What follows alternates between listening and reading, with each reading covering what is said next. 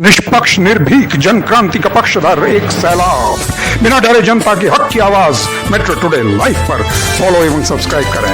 हम हैं आपकी असली आवाज मेट्रो टुडे लाइव। नमस्कार, मैं हूं सुशील चंद्र। आप मेरे साथ देख रहे हैं मेट्रो टुडे लाइव, आपका अपना चैनल है। और आज हमारे साथ जो आए हुए हैं बीजेपी की महिला मोर्चा की वंदना तिवारी जी आई हुई हैं। वंदना जी, आपका बहुत बहुत स्वागत है मेट्रो टुडे लाइव में। आभार सर। वंदना जी, इस समय विधानसभा का चुनाव का चल रहा है, प्रक्रिया चल रही है दिल्ली में, और इस समय जो है अपने क्लोजिंग सेशन में है चुनाव। लेकिन देखा यह गया है कि अभी तक जो चुनाव की परसेंटेज आ रही है, ग्राउंड रिपोर्टिंग आ रही है, वो है 51 to 53% के आसपास आ रही है।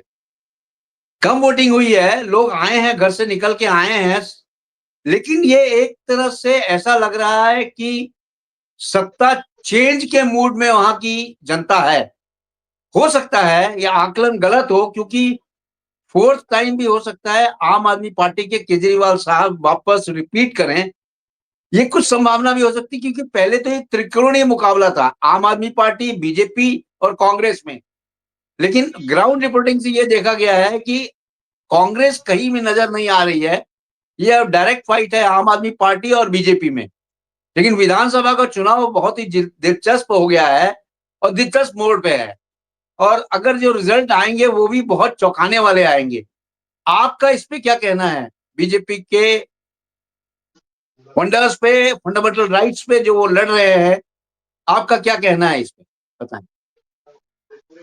सर, निश्चित तौर पर दिल्ली की जनता इस वक्त पूरे मूड बना चुकी है बदलाव की।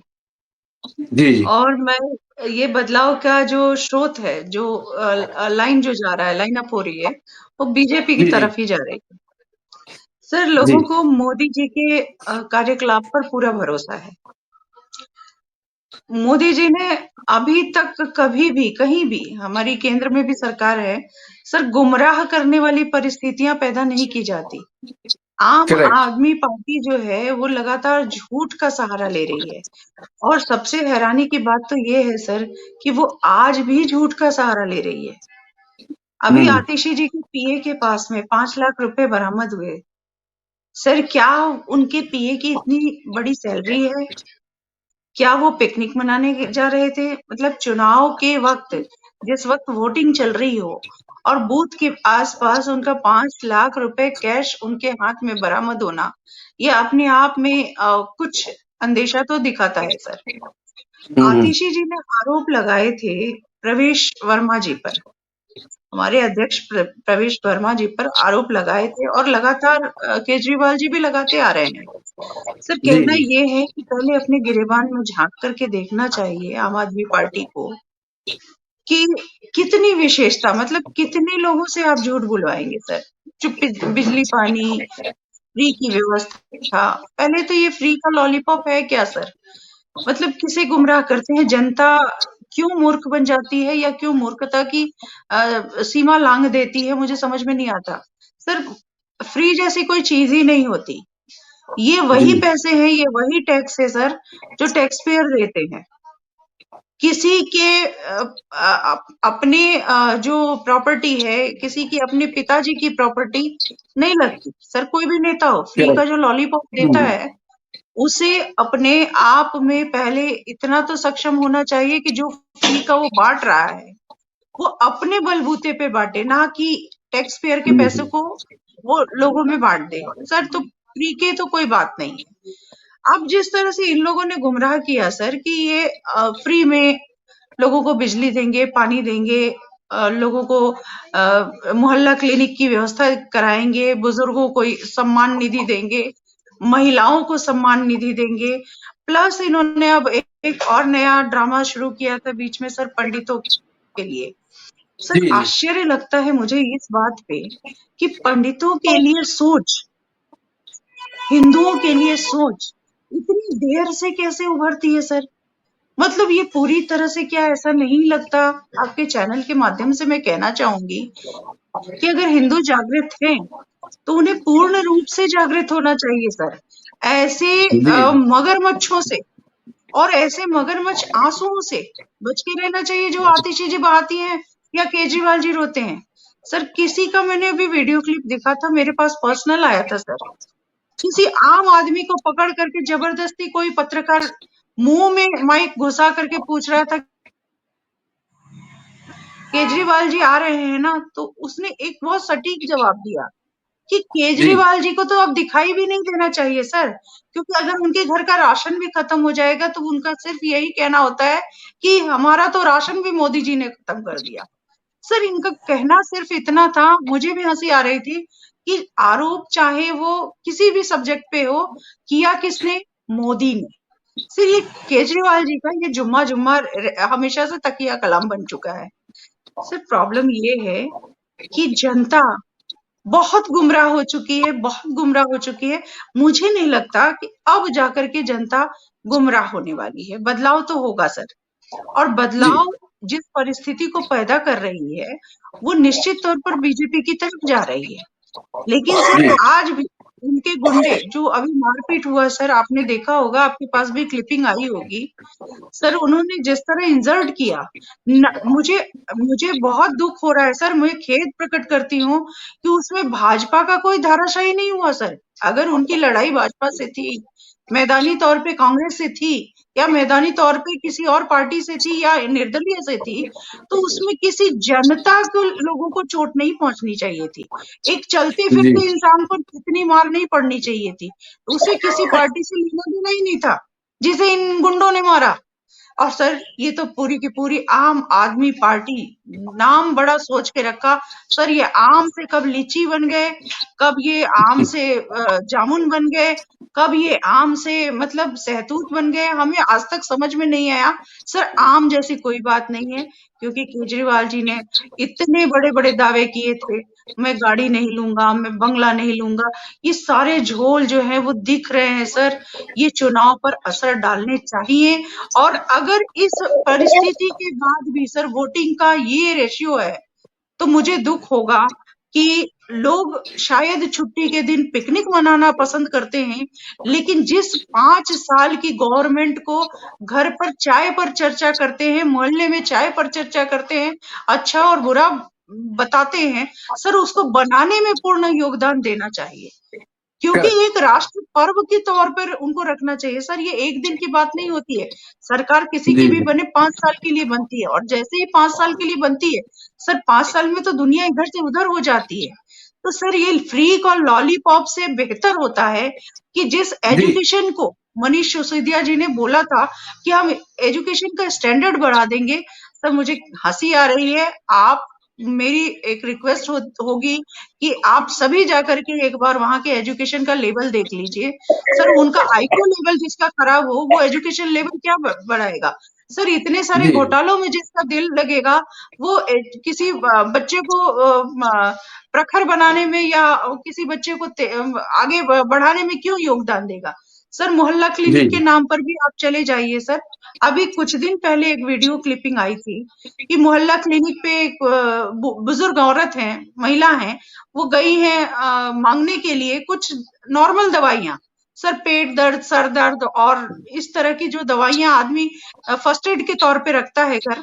तो सर इसमें कोई बहुत बड़ा गुनाह नहीं है, लेकिन वहां उन्हें प्रताड़ित करके, मार के, उनके बालों को खींच कर उनको लात मारा गया और उनको भगाया गया, सिर्फ ये कह करके कि जब ये सारी प्रॉब्लम तुझे है ही नहीं तो तू दवा लेने क्यों आ गई? सर ये दवाइयां तो नॉर्मल है सर, इसका रेशियो लेवल भी ज्यादा नहीं होता है, और ये फर्स्ट एड के तौर पे हर व्यक्ति अपने घर में रखना पसंद करता है, ताकि कभी कुछ हो जाए तो वो।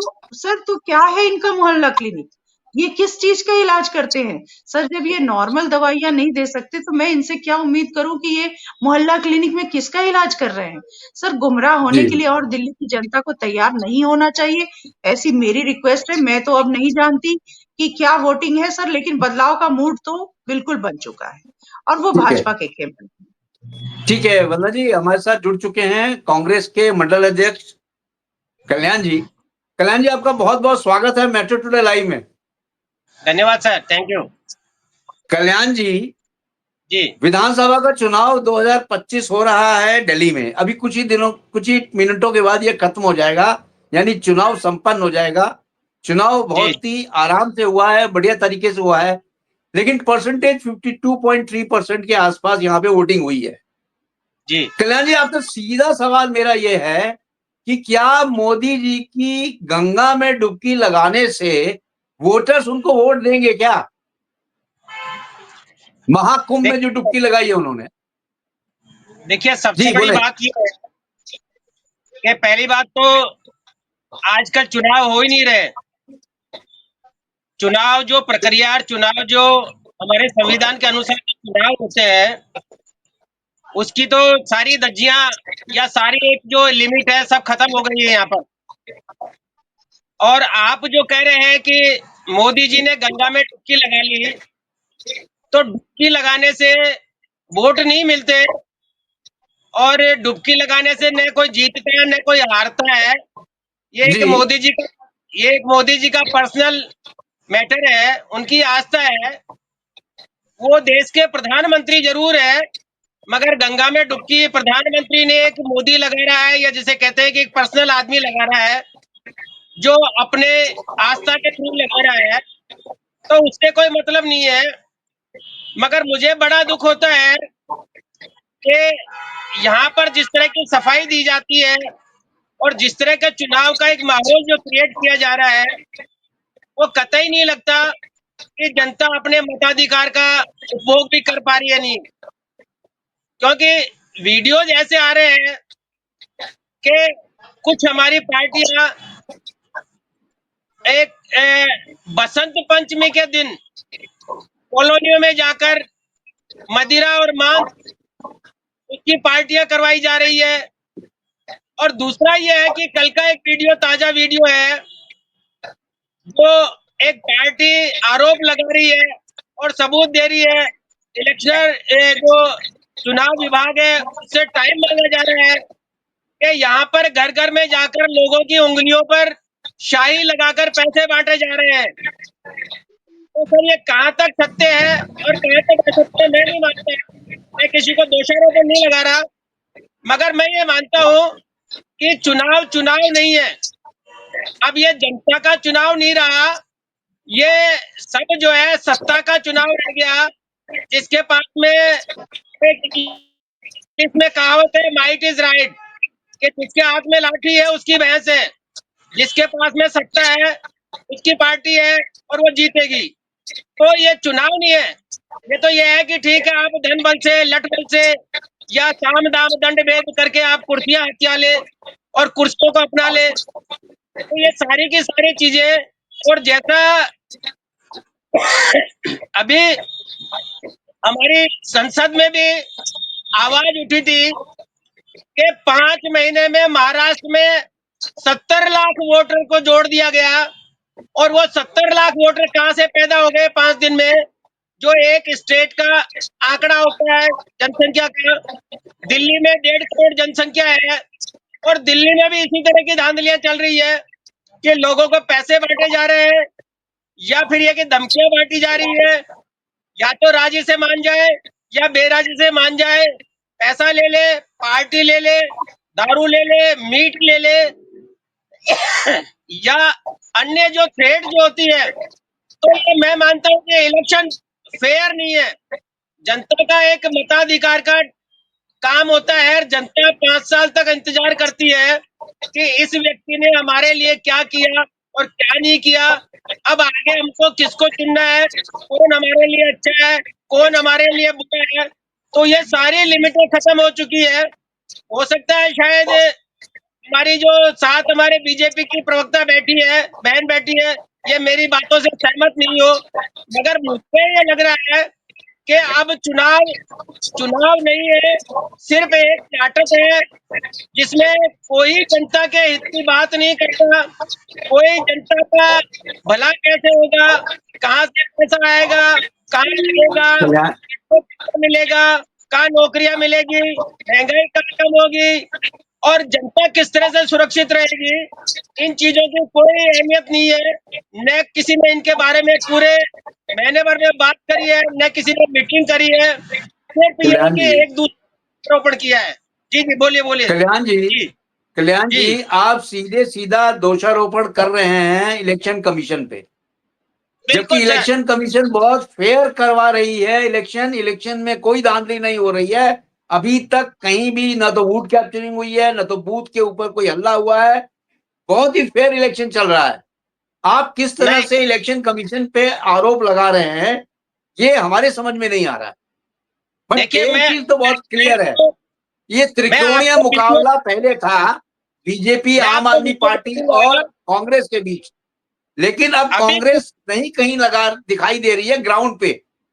जी जी बोले, बोले बोले। देखिए, कांग्रेस कहीं है या नहीं है, ये तो 8 तारीख बताएगी कि कांग्रेस कहाँ पर है, कहाँ पर नहीं है। लेकिन ये जो आप जिस तरह की बातें हो रही है, जिस तरह के इलेक्शन हो रहे हैं, जिस तरह के पैसे बांटे जा रहे हैं, जिस तरह से रेड की जा रही है और जिस तरह से बदनाम किया जा रहा है, तो ये इलेक्शन कहाँ है सर? अभी आज का ही वीडियो है कि एक आप पार्टी का नेता वहां खड़ा होके पुलिस वाले से पूछ रहे हैं कि ये 4 टेबल आपने 3 टेबल कैसे लगा दी और किसकी परमिशन से लगा दी। अंदर नोट बांटे जा रहे हैं, मगर इलेक्शन कमिश्नर या हमारा जो चुनाव आयोग का जो अधिकारी है, सब कान में तेल डाल के बैठे हैं। उनको कुछ सुनाई नहीं देता। अगर कोई उनके खिलाफ कुछ बोलता है, शिकायत करता है, तो उसी को नोटिस मिलता है।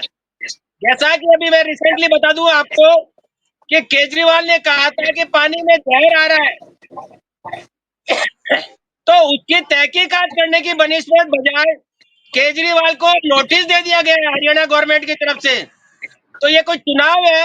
आप विपक्ष पार्टी जो चुनाव लड़ रही है, चाहे कांग्रेस हो, चाहे आप पार्टी हो, चाहे अन्य पार्टी हो, हर आदमी को अपना चुनाव प्रचार करने का अधिकार है और कल्याण जनता को बताने का अधिकार है।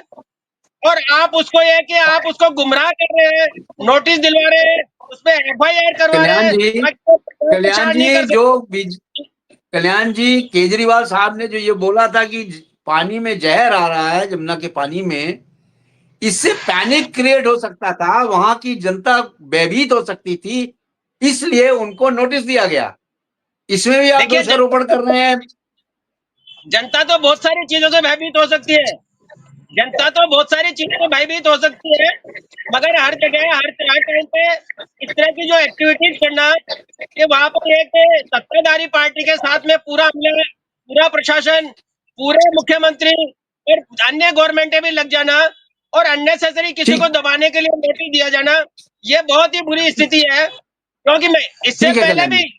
आपको बता दूं, जब पहले इलेक्शन थे तब राहुल गांधी के साथ में इस तरह का किया गया था कि उनको संसद से बाहर निकाल दिया, उनका मकान छीन लिया। तो ये सारी की सारी चीजें आप मुझे ये बताइए, जब भी इलेक्शन होता है एक बलात्कारी बाबा को पैरोल पे छोड़ दिया जाता है, एक कल्याण बलात्कारी जी, बाबा को पैरोल पे छोड़ दिया जाता है, ये कहां तक उचित है? और ऐसे बाबा कल्याण को जी आपको जवाब देने के लिए वंदना जी कुछ बोलना चाहती है, उनका जवाब सुन लीजिए। जी वंदना जी, जी बोलिए बोले। बोलिए। सर आश्चर्य लगा, पहली बार मैं इनके धारा प्रवाह बात सुन रही थी और बहुत सी बातों में मैं सहमत थी कि बहुत सारी चीजें जो हो रही है वो कठपुतलियों की तरह हो रही है, लेकिन इसके बावजूद ये फिर से दोषारोपण कर रहे हैं। और इनका कहना ये है, जो मुझे समझ में आया सर आपके चैनल के माध्यम से, कि केजरीवाल जी जो है वो बिल्कुल पाक साफ हैं और चूंकि कांग्रेस को दिखेगा भी नहीं उनकी गलतियां, ना ही उनका गिरगिट जैसा रंग बदलना दिखेगा, क्योंकि सर ये क्या है, ये मौसेरे भाई लोग हैं। सर ये मौसेरे भाई लोग हैं, इनको अपने भाइयों के ऊपर कोई भी अंदेशा आ ही नहीं सकता है सर। पहली बात तो ये है सर कि ये जो बांटने का आरोप लगा रहे हैं, पैसे बांटने का, तो मैं इन्हें बता दूं बकायदे, जितनी भी बातें आई हैं सर, जितनी भी जो भी वीडियोस आ रहे हैं, चाहे यूट्यूबर के माध्यम से या किसी हमारे मीडिया कर्मी के माध्यम से, वो सारे आप पार्टी से आ रहे हैं सर। इन्होंने बहुत कोशिश की प्रवेश वर्मा जी को इस बीच में फंसाने की, लेकिन वो फलीभूत नहीं हुआ। दूसरी बात जी सर, जी आपने सही कहा सर, पैनिक हो सकते हैं। यमुना जी के पानी को टेस्ट किया गया सर, और मैं आपको बता दूं, मैं एक बहुत गूढ़ बात बता दूं कि केजरीवाल जी उसी तरह से चल रहे हैं सर, देशद्रोही गतिविधियों में पूरी तरह से शामिल है सर। इन्होंने रोहिंग्या को पूरी तरह से शरण दिया है सर। और मैं कह रही हूँ कि जिस तरह ममता बनर्जी खड़ी होकर के स्टेज पर से ही अपने लोगों को कहती है कि पूरी छूट है, मार दो और फिर मेरे पास आओ, मतलब खत्म कर दो, मेरे पास आओ। कोई भी अगर नेता इस तरह की बात अपने कार्यकर्ताओं को, अपने लोगों को उत्साह में इस तरह उत्साहवर्धन करता है सर, तो निश्चित तौर पर वहां कुछ गलत होता है, और मनोबल, जो गलत मनोबल है वो बढ़ता है सर। ये केजरीवाल की भी साजिश देखिए सर, ये आदमी गिरगिट से भी गया गुजरा है सर। इस देशद्रोही पर जो सारी चीजें चल रही है सर, बेईमानी हो जाएंगी। बस इसे छूट है इसी चुनाव तक, इसके बाद ये फिर लपेटे में आएगा सर। इसने बहुत बड़ी बात की, यमुना जी पर हमारी आस्था है सर। हम जो संगम में नहा रहे हैं वो गंगा यमुना सरस्वती का मेल है सर, वो हमारी आस्था का विषय सर। पूरे जगह पर यमुना के पानी को दूषित इसने इतने सालों में किया क्या? इसने पहले चुनाव में कहा था कि यमुना जी के पानी को स्वच्छ किया जाएगा, बावजूद इसके इसे पता है कि इस बार ये निकाल दिया जाएगा, दिल्ली की जनता अब इसके ऊपर भरोसा नहीं करेगी, तो इसने जहर वाला मवाद भरा सर। ये दो कारण हो सकते हैं। पहली बात ये हो सकता है कि ये अपने लोगों पर उसमें जहर डलवाने का काम भी कर सकता है, ये जहर डलवाने का काम भी कर सकता है। बाकी रहा लेबोरेटरी में जब चेक हुआ सर, तो जहर नहीं पाया गया, दूषित पानी है सर, वो जहरीले से भी ज्यादा जहरीला है सर, उसमें केमिकल है सर। और ये केमिकल बकायदे किनकी चल रही है सर?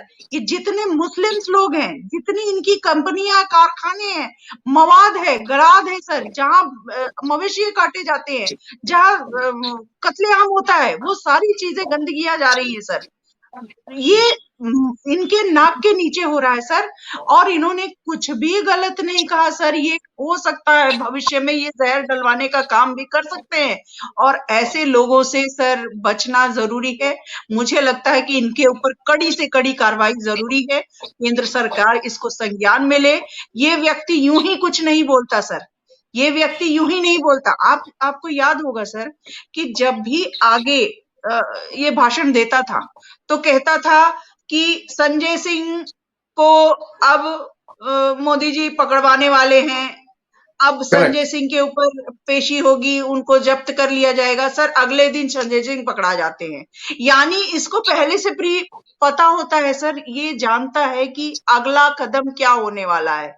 सर ये सुनियोजित तरीके से इतना बड़ा घोटाला करने का ये मतलब ये बहुत बड़ा आईआईटीएन है सर, मानना पड़ेगा, लेकिन ये दुष्कर्मों का आईआईटीएन है सर। इसने पढ़ाई लिखाई जो अपनी की है, ये बुरे कर्मों के लिए करने के लिए अपने आप को तैयार करके बैठा हुआ है सर।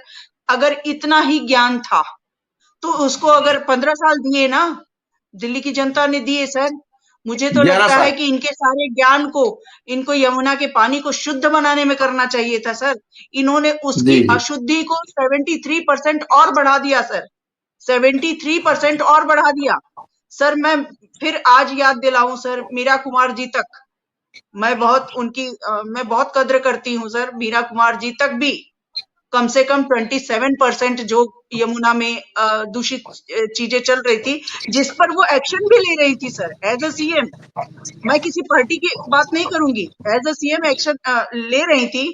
उसके बावजूद सर, उसके बावजूद इनके आने के बाद वो अब 73% पे आ गया है सर। ये सोचनीय है, क्योंकि वो हमारी एक पवित्र नदी है जो जिस पर हमें आस्था है, हम डुबकी लगाते हैं सर। क्या केजरीवाल जी डुबकी लगा सकेंगे? आपने एक सवाल किया था सर, मोदी जी गंगा जी में डुबकी लगाकर, संगम में डुबकी लगाकर अपनी सत्ता हासिल करने के लिए नहीं गए हैं सर, ये उनकी आस्था का विषय है। कल्याण भाई साहब ने भी सही कहा, ये पर्सनल किसी हिंदू की आस्था का विषय है, और वो सक्षम है सर, वो हिंदुत्व को आगे लेकर चल रहे हैं।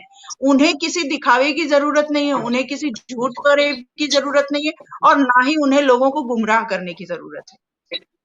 करेक्ट। कल्याण जी, आपको कुछ बोलना है? आज का जो चुनाव हो रहा है उसके बारे में कुछ आपको टिप्पणी करनी है? क्योंकि चुनाव खत्म होने जी, में जी, कुछ ही समय और रह गया है। देखिए, वो एक कहावत है कि यथा गुरु तथा चेला वाली स्थिति हो जाती है। मैं आपको याद दिला दूं कि अन्ना हजारे के थ्रू केजरीवाल को लाया गया, वो भी बीजेपी के थ्रू लाया गया था और बीजेपी ने उसको सपोर्ट करके कांग्रेस को सत्ता से हटवाया था। ये सबको भली भांति मालूम है। आज जी केजरीवाल इन्हीं के लिए आस्तीन का सांप हो गए, क्योंकि केजरीवाल इन्हीं को डसने लग गए और अब इनको ये लगने लग गया कि हमने कांग्रेस को तो साफ कर दिया, मगर कांग्रेस की जगह बीजेपी आप पार्टी का एक दूसरा नाग आ बैठा, अब इसको हम हटा नहीं सकते। और अब अन्ना हजारे से भी स्टेटमेंट दिलवाए जा रहे हैं और कई तरह की चीजें की जा रही है। और यमुना के बारे में कोई नहीं बोल रहा। यमुना के बारे में किसी ने कोई जांच नहीं बिठाई, किसी ने कोई चेक नहीं किया, किसी ने कोई पानी चेक करने वाला का कोई जो महकमा होता है, डिपार्टमेंट होता है, उसको नहीं ले गए। सिर्फ ये कि सब कपोल कल्पित बातें और भाषण, क्या मैं कुल्ला कर रहा हूं, मैं इसको पी रहा हूं, मैं देख रहा हूं, जबकि स्पष्ट उसमें दिख रहा है गंदगी दिख रही है, झाग दिख रहे हैं। और ये केमिकल कहां से आ रहा है? केमिकल दिल्ली में, जैसा इन्होंने बताया कि दिल्ली में बूचड़ खाने हैं, तो बूचड़ खाने एमसीडी चलाती है और एमसीडी गवर्नमेंट जो है बीजेपी के अधीन है, वहां पर तो केजरीवाल का शासन नहीं है ना, वहां पर गवर्नमेंट बीजेपी की है, जो गवर्नमेंट के पुलिस वाले बीजेपी के, एमसीडी बीजेपी की है। और फिर आप दोष डाल रहे हो आप पार्टी पे। तो मुझे ये ऐसा लगता है कि जहां तक वाहवाही है वो हमारी है, गलतियां जो है ना दूसरे की है। जैसा हर गलती पे नेहरू जी को गलत ठहरा दिया जाता है, वैसा ही यहाँ पर किया जा रहा है। भाई अगर ऐसा है तो एमसीडी परमिशन देती है, एमसीडी सारा काम करती है, जो बॉम्बे इसके दिल्ली जो है म्युनिसिपल कॉर्पोरेशन है, वो उसका देख रेख करती है, वो बीजेपी के पास में है। तो यहाँ पर इस तरह की स्थितियां करना या जनता को गुमराह करना ये गलत है। और जनता तो देखो जिसके साथ है, जिसने लाभ दिया है, जिसने फायदा किया है, चाहे से वो बीजेपी हो, चाहे कांग्रेस हो, चाहे से आप पार्टी हो, उसको वोट देगी। बाकी यहाँ पर मैं आपको स्पष्ट बता देता हूँ कि जनता के वोटों का कहीं कोई लेना देना नहीं है। ये रिजल्ट जो आएगा, जैसा फलोदी बाजार आज कल तक कह रहा था कि आप पार्टी को 37 से 39 के बीच में सीटें आएगी, आज वो रिवर्स कर रहा है कि 37 से 39 के बीच में आप बीजेपी को सीटें आएगी। तो कल शाम तक जो रिपोर्ट दे रहा था आज चेंज हो गई। रात भर में क्या कर दिया, कहां से पैसा बांट दिया या कहां से क्या कर लिया। तो ये चीजें बहुत एक दयनीय स्थिति है जनता की, तो कि जनता चाहकर भी कुछ नहीं कर सकती। जनता जिसको जिताना चाहती है जिता नहीं सकती और जिसको हराना चाहती है हरा नहीं सकता, क्योंकि सत्ता बल और धन बल दोनों एक साथ मिले हुए हैं और ये दोनों जनता का दुरुपयोग कर रहे हैं। और जनता धीरे धीरे पिस रही है, जनता बेरोजगार है, महंगाई से त्रस्त है और जनता के टैक्स पे टैक्स वसूला जा रहा है। और आप कहते हो 12 लाख, जैसा टैक्स में कहा 12.5 लाख रुपए। अरे भाई आपने शिक्षा पर आपने टैक्स जीएसटी लगा रखी है, आटे पर जीएसटी लगा रखी है, कपड़े पर जीएसटी लगा रखी है, आप गाड़ी बेचो पुरानी उस पर भी जीएसटी लगा रखी है। और आप कहते हो 12.5 लाख रुपए तो फ्री है, तो 12.5 लाख 10 लाख कपड़े फ्री थे, 2.5 लाख रुपए आपने बढ़ा दिए, 12.5 लाख का झुंझुना बजा दिया और जनता के सामने झुंझुना बजाए जा रहे हैं। तो ये जनता को गुमराह करके सत्ता हासिल करने का एक प्रोपेगेंडा चल रहा है। और जब तक निष्पक्ष चुनाव नहीं होंगे तब तक कोई जनता की गवर्नमेंट नहीं आएगी, ये मेरा आपसे वादा है। और यही मेरा जनता के लिए संदेश है कि जनता को खड़ा होना पड़ेगा और ईमानदार आदमी को चुनना होगा। जो ईमानदार जनता हित में काम करेगा, जनता हित में बोलेगा, जनता के लिए कार्य करेगा, देश हित में काम करेगा, उसको जीतना चाहिए, चाहे से वो किसी भी पार्टी का हो। मैं नहीं समझता कि कांग्रेस जीते या बीजेपी जीते या आप जीते। अगर कोई निर्दलीय भी बंदा है और वो जनता हित में काम करता है, जनता की बात करता है, जनता के लिए बोलता है, तो उसको जीतना चाहिए और उसको विजय होना चाहिए। Vote sir. कल्याण जी, इस समय जो है साइलेंट वोटर बहुत काम आएगा, क्योंकि युवा जो है एकदम निकल चुका है वोटिंग करने के लिए और उन्होंने धुआंधार वोटिंग की है। हो सकता है कि पिक्चर कल चेंज हो जाए, मतलब कि 8 तारीख को जो चुनाव आएगा उसमें आपको देखने को ये मिलेगा कि जिसकी लोग आस लगाए हुए थे वो तो सत्ता से बाहर हो गए और कोई नई पार्टी सत्ता में आ गई। तो देखना ये है कि युवा किस, जी हाँ, बोलिए बोलिए। देखिए, सबसे बड़ी बात यह है कि आप आइडिया लगा लो कि जनता का वोट देने में रुझान नहीं है। जनता ने 52% वोटिंग मायने रखती है कि 52% वोटिंग पड़ी है। कोई तमाशा है? इलेक्शन चल रहा है, वोट आपके लिए डाले जा रहे हैं, आपके हित का कैंडिडेट चुना जा रहा है, आपके लाभ का कैंडिडेट चुना जा रहा है, और जनता फिर इंटरेस्टेड नहीं है। इसका मतलब क्या होता है कि आप कहीं न कहीं आपका जो है ना जुमलेबाजी कर रहे हो, जनता को विश्वास नहीं है आप लोगों पे। जनता नहीं चाहती है कि आप लोग जो कह रहे हो वो करोगे हम लोगों के लिए। अदरवाइज यही जनसंख्या या यही वोटिंग पिछले इलेक्शन में जो हुई थी वो लगभग 75% 65 या 68 के आसपास थी। तो 12% 68 पॉपुलेशन कम हो गई, या 12% वोटर क्यों नहीं गए वोट देने? तो ये भी तो सोचना चाहिए ना हम लोगों को। तो ये जी। चीजें सारी सारी जो है इस पे इफेक्ट डालती है, प्रभाव डालती है, और इसको प्रभावित करती है इलेक्शन को। जी कल्याण जी, वंदना जी आपको जवाब देना चाहती हैं इसी पॉइंट पे। वंदना जी, इनको जवाब दे दीजिए। सर मैं इनके कई पॉइंट पे जवाब दूंगी। मैं कब से बिल्कुल उंगली बिल्कुल। खड़ी कर रही थी। सर हाँ पहली बोलो, बात आई इन्होंने एम जो सॉरी। बताया, नहीं नहीं सर, ओके सर, वो इन्होंने पहले बताया कि राहुल जी को निकाल दिया गया, राहुल जी के साथ वही दुर्दशा की गई, वही भाव रखा गया जो केजरीवाल जी के साथ रखा गया, और जी जी अन्ना हजारे जी को प्रेषित किया गया बोलने के लिए कि नहीं भाई आपको उनके खिलाफ बोलना होगा। पहली बात तो कल्याण भाई साहब जी इमेच्योर बात कर रहे हैं, क्योंकि अन्ना हजारे साहब वो इतनी छोटी हस्ती नहीं है कि उनको अगर कुछ बोलना हो तो उसे किसी भी पार्टी से अनुमति लेने की या ज्ञान लेने की जरूरत जरूरत नहीं। है। वो अपने आप में सक्षम है और वो आइडियल है। उनकी बात के बिल्कुल अरविंद केजरीवाल ने उन्हें धोखा दिया है, उन्हें दुख पहुंचाया है, इसलिए उन्होंने अपना बाइट दिया। दूसरी बात, करेक्ट। राहुल जी को हटाने का, सर जिस वक्त उन्हें हटाया गया था राहुल जी किस पोजीशन पर थे? सर प्रियंका जी उस समय किस पोजीशन पे थी? इन्होंने सरकारी बंगले को तब से लेकर आज तक क्यों भोगा? सर मैंने अभी मीरा कुमार जी का दिल खोल करके मैंने उनका नाम लिया, मैंने उनकी बड़प्पन की। सर सबसे बड़ा जो बूचड़खाना है वो तो इनके कपिल सिब्बल जी का ही है। ये क्या भूल गए हैं कि उन्होंने बरसों 55 साल, सर 56 साल मायने रखते हैं, 56 साल से उस व्यक्ति ने वहां पर आधी यमुना जी को गंदा करने में कपिल सिब्बल का हाथ है सर, और वो कपिल सिब्बल इनकी नाक के नीचे से निकला है। सर ये किसकी बात कर रहे हैं? सर दूसरी चीज, वोटिंग परसेंटेज की जो आप लोग बात कर रहे हैं, मैं आपको क्लियर कर दूं, काफी वोटर्स को पहचान पत्र से बरी किया गया है सर। ये बीजेपी की करामात है कि रोहिंग्यास को उनके आइडेंटिफिकेशन पर क्वेश्चन मार्क लगाया गया है, इस वजह से करेक्ट। वोटिंग ऑफ परसेंटेज घटी है सर। क्योंकि इन्होंने जो फर्जी वोटर्स डाले थे सर, जो वोटिंग कर रहे थे इनके फेवर में, उनमें से काफी लोगों पर अभी गाज गिरी हुई है सर। दूसरी और एक बात इन्होंने कहा, एमसीडी यमुना जी के पानी में, सर बिना सरकार के एमसीडी अपना काम नहीं करती है सर, ये इन्हें ज्ञात होना चाहिए। एक छोटा ब्लॉक संभालना नहीं होता सर, यमुना जी बड़ी विस्तृत अवस्था में है, बहुत बड़ा एरिया है उनका, और ये इनकी सरकार में 15 साल में यही किया गया। मेरा कहना है सर, किसने क्या किया मैं इस पर भी नहीं जाती। मैं इनके पहले चुनाव के भाषण को याद दिला दूं सर, जब अरविंद केजरीवाल आए थे उन्होंने यमुना जी को स्वच्छ करने का एक बीड़ा उठाया था। सर हमारे योगी जी ने भी इस तरह का कुछ बीड़ा उठाया था, उन्होंने प्रूफ किया। लेकिन इनको 15 वर्ष बाद आज भी हिचकोले आ रहे हैं और ये कहते हैं, अब जब इनको गले पर रस्सी बंध गई तब इनके मुंह से निकला कि हमारे हाथ से ये काम अभी बाकी रह गया है।